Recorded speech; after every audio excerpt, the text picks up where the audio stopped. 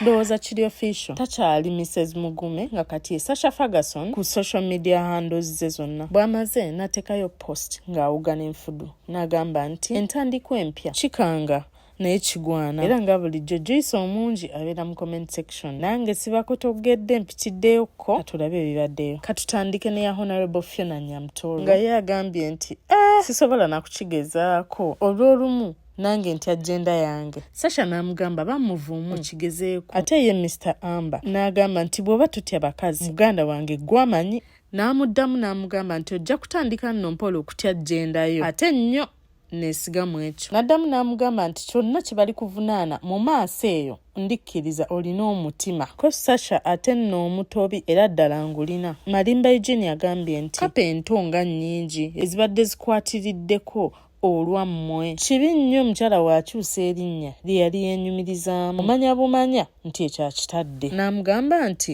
abantu abagala ennyo ate nga bafaayo si kisaawe kyakuzannyiramu ate okuba n'erinnya era tekimala fangayo eri famire yo kubanga be babo so si abantu b'omumabaala. Deredev yamugambye nti olabika oyogerera mu ngero ex-hando yo wagikyusizza ddi erinnya. Phil yamugambye nti si buli kiseera nti kiba kikanga okutandika obujja olw'olumu kigwana. Sophie n'amugamba nti nkusabira one mangu oddemu onyumirwa obulamu nate kuba ogwana ekisinga. Ebyolwaleero byebyo bye.